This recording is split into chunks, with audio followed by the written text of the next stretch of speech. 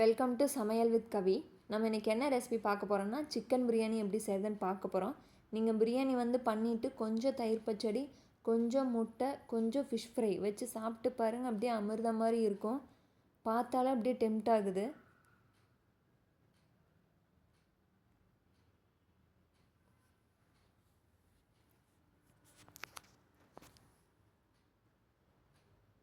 இப்போ இதை எப்படி செய்யுதுன்னு பார்க்கலாம். வாங்க நம்ம வீடியோக்குள்ளே போகலாம். இப்போ ஒரு குக்கரில் 3 டேபிள் ஸ்பூன் நெய், 3 டேபிள் ஸ்பூன் ஆயில் சேர்த்துக்கலாம். நம்ம பிரியாணிக்கு கொஞ்சம் ஆயில் அதிகமாக சேர்த்தும் போது பிரியாணி டேஸ்ட் நல்லாயிருக்கும். இப்போ எண்ணெய் சூடானதும் ஸ்பைசஸ் சேர்த்திக்கலாம். 3 ஏலக்காய், ஒரு சின்ன பட்டை, கொஞ்சம் கல்பாசி, ஒரு அன்னாச்சி மொக்கு, ஒரு மராத்தி மொக்கு, 3 பிரியாணி இலை எடுத்திருக்கேன். இப்போ இது கூடவே ஒரு 3/4 டேபிள் ஸ்பூன் சோம்பு போட்டுக்கோங்க. நான் இந்த ஸ்பூனில் எடுத்திருக்கேன். நீங்கள் டேபிள் ஸ்பூனில் எடுக்கும்போது 3/4 டேபிள் ஸ்பூன் எடுத்துக்கோங்க.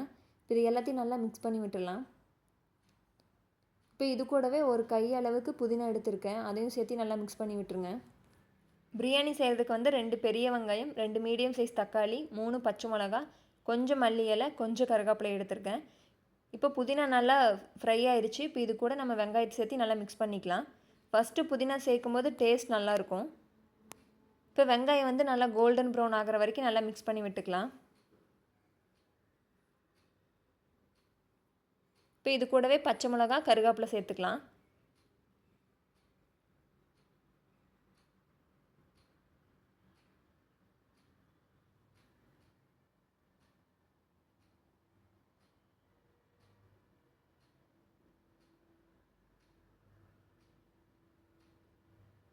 இப்போ வெங்காயம் நல்லா கலர் மாறிடுச்சு. இது கூட 1 டேபிள் ஸ்பூன் இஞ்சி பூண்டு பேஸ்ட்டு சேர்த்துக்கலாம். இப்போ இதோட பச்சை வாசனை போகிற வரைக்கும் நல்லா மிக்ஸ் பண்ணி விட்டுருங்க.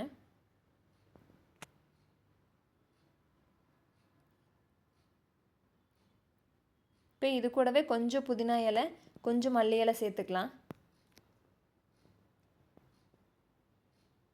இப்போ இது எல்லாத்தையும் நல்லா மிக்ஸ் பண்ணி விட்டுக்கலாம். இப்போ இது நல்லா மிக்ஸ் பண்ணியாச்சு. இப்போ இது கூட தக்காளி சேர்த்து நல்லா மிக்ஸ் பண்ணி விட்டுருங்க.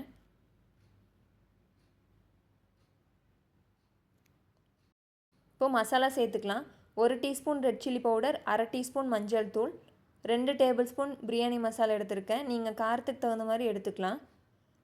இது கூடவே 1 table spoon Kashmiri chilli powder எடுத்திருக்கேன். காஷ்மீரி சில்லி பவுடர் சேர்க்கறதுனால நல்லா கலர் கொடுக்கும். இப்போ இது நல்லா மிக்ஸ் பண்ணி விட்டாச்சு. இப்போ இது கூட தேவையான அளவு உப்பு சேர்த்துக்கோங்க. நான் 1/2 கிலோ சிக்கன் எடுத்து கழுவி வச்சுருக்கேன். இப்போ இதையும் சேர்த்து நல்லா மிக்ஸ் பண்ணி விட்டுருங்க.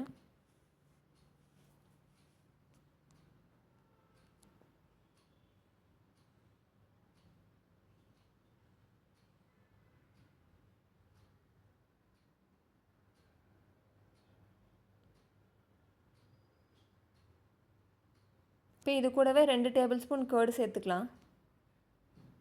இப்போ இது நல்லா வெந்து கிரேவி மாதிரி ஆகணும்.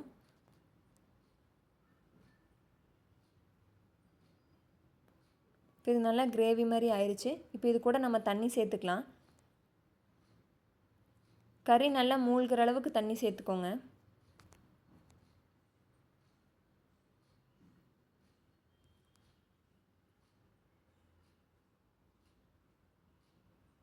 இப்போ இது ஒரு 3 விசில் விட்டு எடுத்துக்கலாம். நான் 2 டம்ளர் அரிசி எடுத்திருக்கேன். அதுக்கு 6 டம்ளர் தண்ணி சேர்த்துப்பேன். நீங்கள் ரெகுலராக சாதம் வைக்கிற அளவுக்கு தண்ணி சேர்த்துக்கோங்க. எக்ஸ்ட்ரா தண்ணி எதுவும் சேர்க்க வேண்டாம். இப்போ நான் சிக்கன் வேக வைக்கிறதுக்கு 3 டம்ளர் தண்ணி சேர்த்து வேக வச்சுருக்கேன். இப்போ சிக்கன் நல்லா வெந்துருச்சு. இப்போ இது கூட நம்ம அரிசி சேர்த்துக்கலாம்.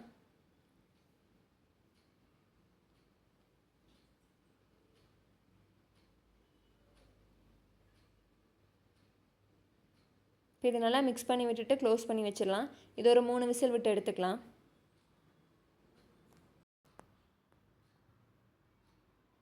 சுட சுட சிக்கன் பிரியாணி ரெடி ஆயிடுச்சு. இப்போ இது பவுலுக்கு மாற்றிக்கலாம். இப்போ இது மேலே மல்லி இலை போட்டுக்கலாம். ஒரு பிளேட்டில் சுட சுட சிக்கன் பிரியாணி, ஒரு எக்கு, ஒரு ஃபிஷ் ஃப்ரை வச்சு சாப்பிட்டு பாருங்கள். டேஸ்ட்டு வேறு லெவலில் இருக்கும். நீங்களும் ட்ரை பண்ணி பார்த்துட்டு எப்படி இருக்குன்னு மறக்காமல் கமெண்ட் பண்ணுங்கள்.